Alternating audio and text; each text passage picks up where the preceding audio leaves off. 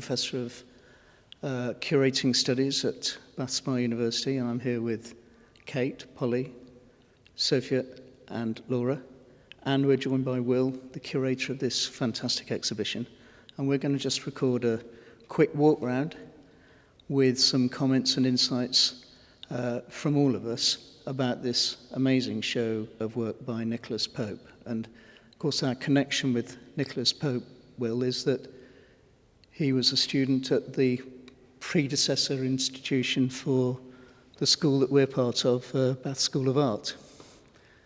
Could you just tell us a little bit about Nick and the show? Thank you, Mike. My name's Will. I'm the curator of contemporary programs here at the Holburne, and I made this show, Nicholas Pope, Portraits of a Marriage, with Nick over the space of maybe 6 months pre-COVID and into the last year we've had.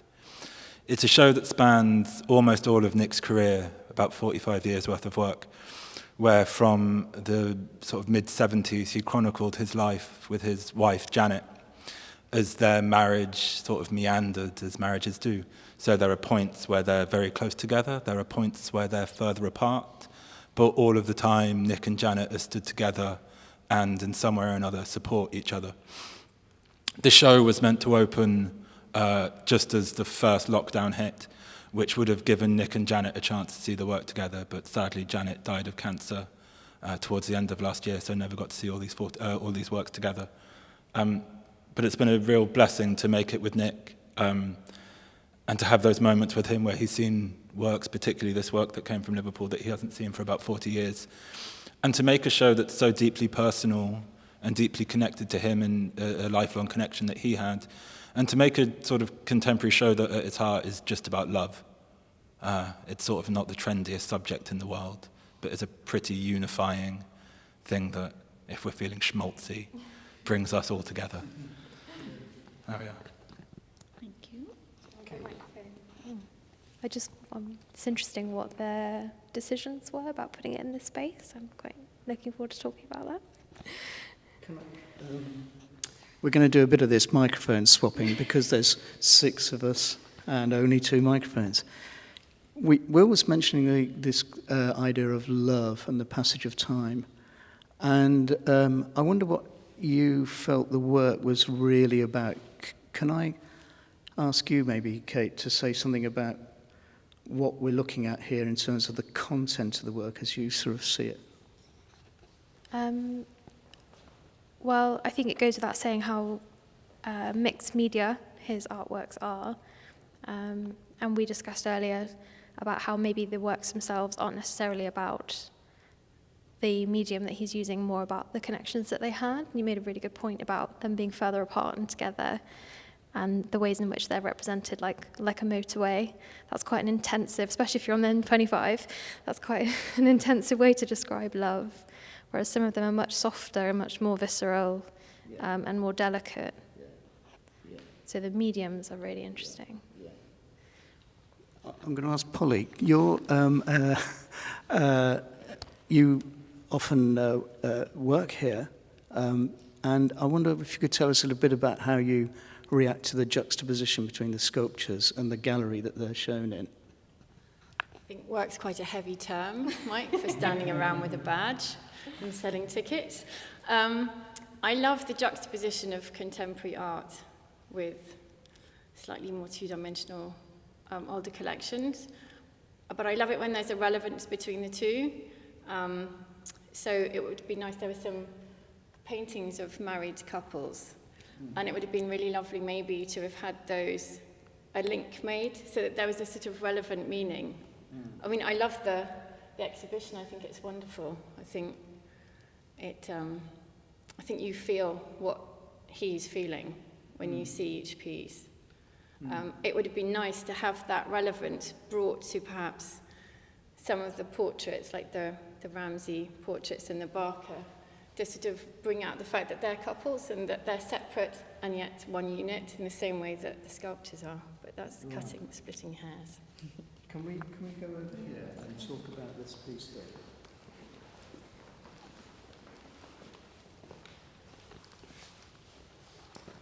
To me, there's a very direct relationship between this work and the painting behind it.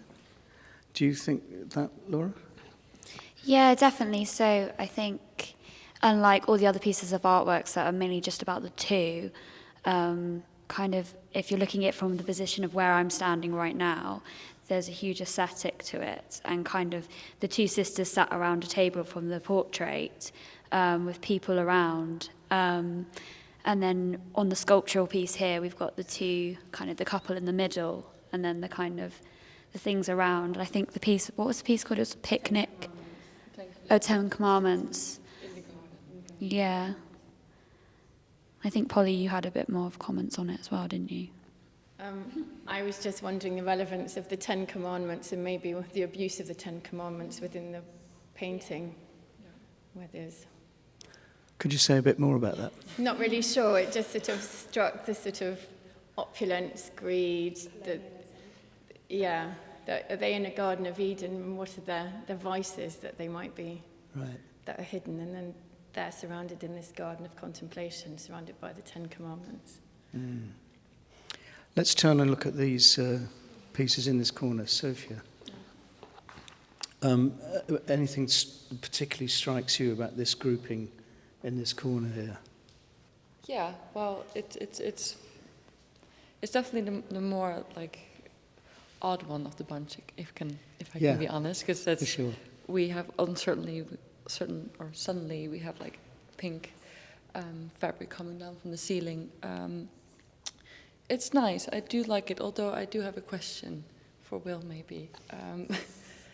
These paintings all represent couples and like in love and emotion, and I'm just curious why these are placed over here with paintings that represent something completely different and maybe are less.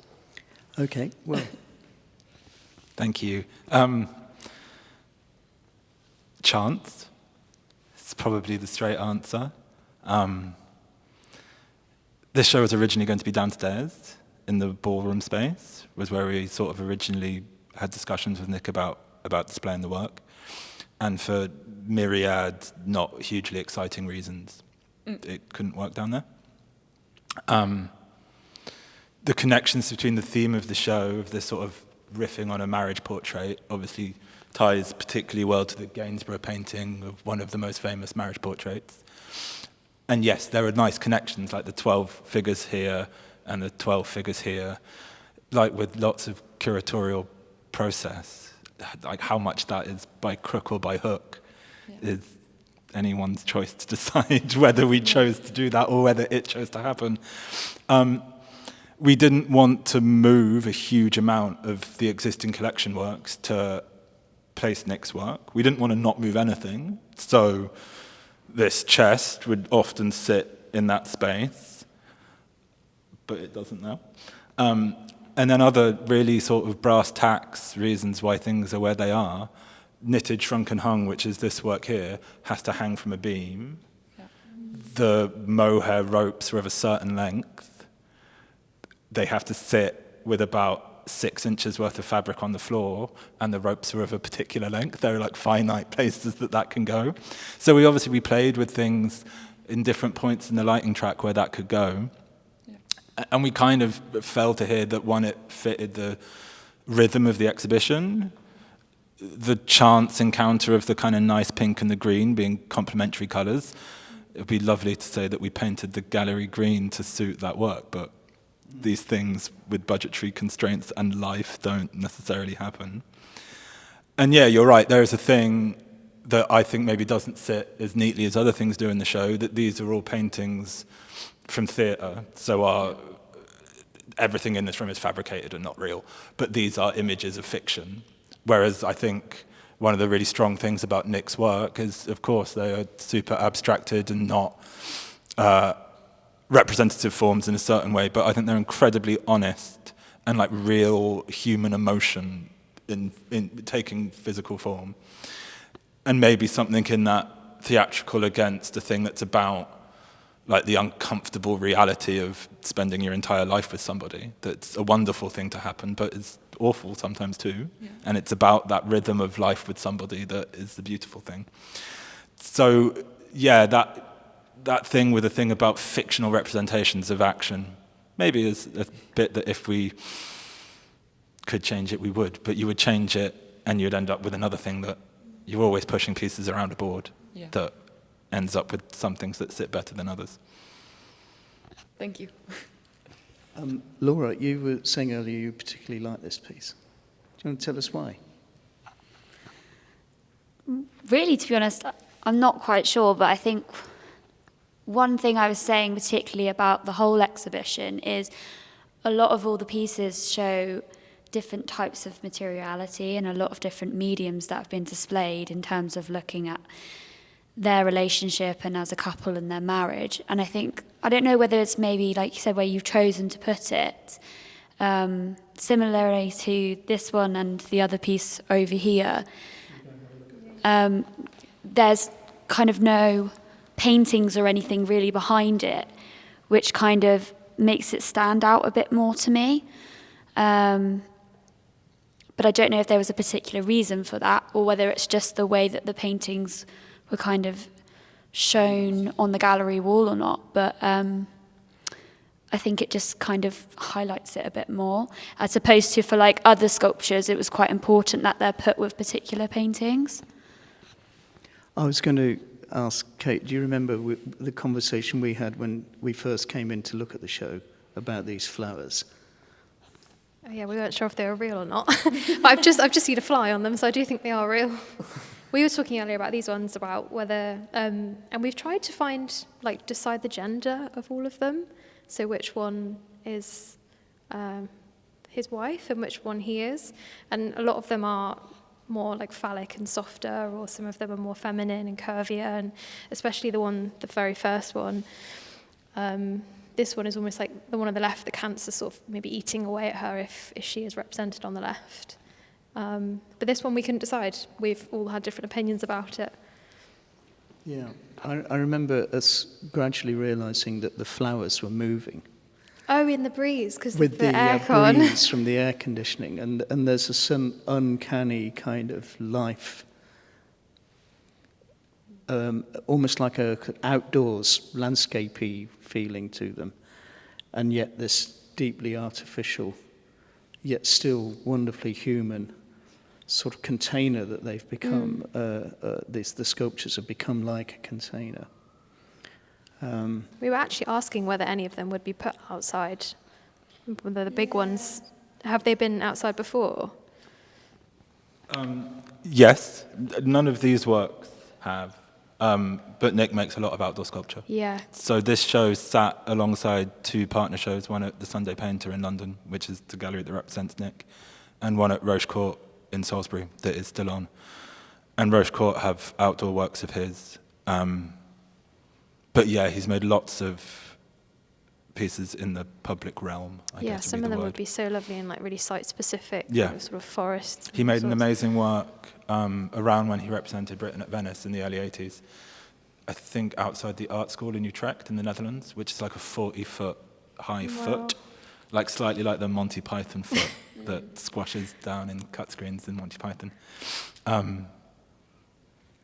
That was generally earlier in his career because he got sick in the 80s, and that changed the way that he could approach larger or more complicated, physically complicated works. But yes, there are bits outside. Yeah, a lot of the materials he uses would be comfortable outside, I think. Maybe not so much the glass. I'd really like to head over to this group of pieces here.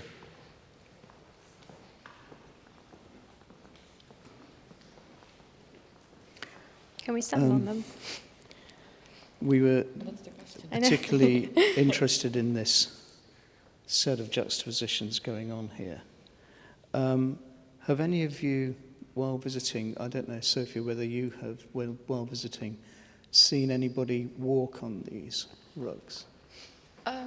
Not the first time we came here. I was actually questioning myself that time if I should step on them or not, and I chose not to.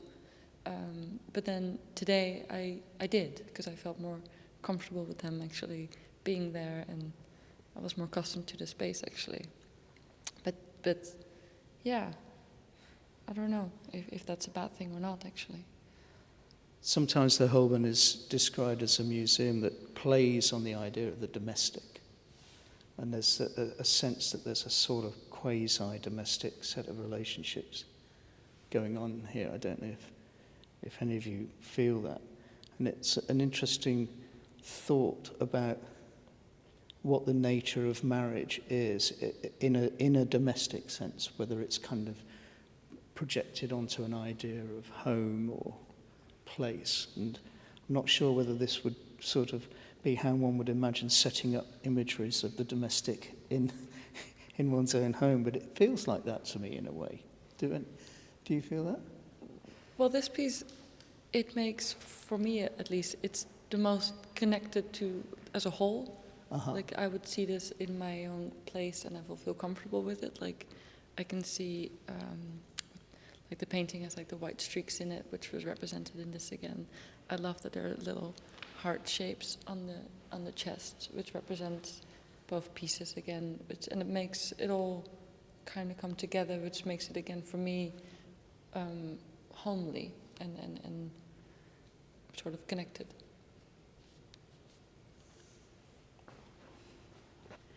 I think for me, again, it kind of just shows another way of how their marriage has kind of been tested, and how particularly this one goes on about motorways and travelling, and how if you were able to walk on the rug, it's kind of just showing kind of how marriage can have its strains and everything like that by physically walking on it. And again, it's just another material kind of showing that process or different emotions that he has within his sculptures, and obviously his wife, maybe. We've kind of come full circle down here to this amazing Gainsborough marriage portrait, and this monumental piece in the corner.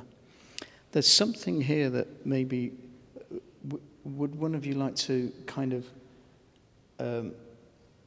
articulate something that we were talking about in terms of the physical presence of this in the space here earlier, and its relationship to us, perhaps in the way that it's framed by this route for the barrier.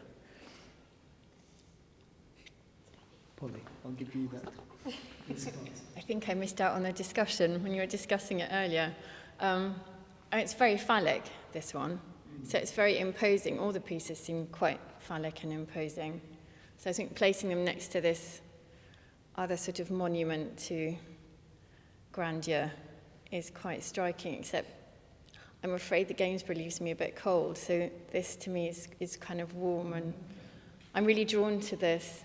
And I think it's a huge contrast to this sort of show of marriage, where they've plopped in the child just to show off the child and changed the colours and sort of upgraded themselves. And then this, which is sort of raw and visceral, and it's just, yeah, you just feel a connection to it. So I think it's quite nice juxtaposing it, because it brings it out more than it might otherwise.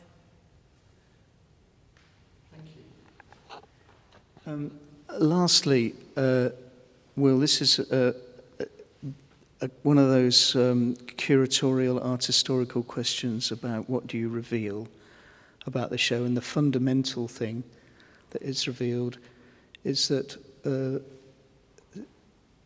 Nick's wife Janet passed away just before the show was going to open, and what an incredibly moving thought that you sort of carry with you throughout this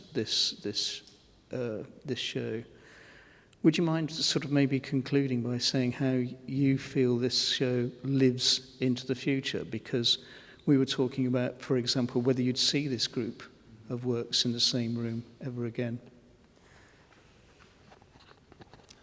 Yeah, of course. It's really hard to, any exhibition that I make or anyone makes, I think it's really difficult to disentangle your emotions from the stuff that's in the show. But this is to me at the very least, and I can't speak for anybody else, like a really emotional exhibition. It's I did the stupid thing. I remember speaking to Nick when we were making the show about how untrendy a subject love is and how you don't get lots of shows about love these days. And the moment you say that out loud, you think of like 10 exhibitions that have had love in their title and are just about love and monogamy and all of the things I thought were rare.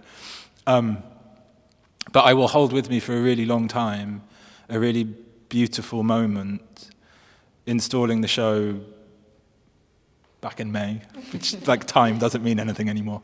Back in May, which on the one hand for me was after like a year in lockdown. My son was 3 months old when lockdown started, and now is like a human. So the passage of time over the last year feels particularly poignant, I think, for everybody. But the fact that Nick lost Janet in that time, I'm never sure if that's the fact that Janet died in that time, he didn't lose her, is clearly beyond comprehension to me. And there was a moment with Nick after we'd installed all the work and we'd pretty much set the placement and we'd plugged the lights in and the show was behaving like an exhibition. And it was just Nick and I in the exhibition space and had never seen all of these works together before. And the chances are he won't ever see them all together ever again. Especially, he's not ever going to see them ever again in a group in such close proximity to him becoming widowed. And that is about as emotionally fraught and complicated and sort of genuine, maybe is the word, that I think you can get in an exhibition-making process. And I think really I felt incredibly privileged and lucky to have that moment with another person. It doesn't really matter that that other person was an artist or we were talking about that work, but that like deeply human, unifying, connective bond is special and became more special after the fact none of us have connected with people for the best part of 2 years. And that was wonderful. And the fact that art can do that is like the schmaltzy stuff we say that art can do, not always being entirely convinced that it can. But it was a really beautiful moment to like genuinely feel that what we've put together here is a lifetime's worth of emotion, like really genuine, real, human, unifying, global emotions that almost everybody in the world will have at some stage. And they're presented in a pretty honest way. I think, like you, I would say it's clearly a very well-painted Gainsborough painting. Does it really tell you anything about human emotions? The reason I make things with new stuff and not with older stuff is because I don't think it does. I feel that here we see a far wider range of like the belly-wrenching stuff that we feel every day in quite a profound way.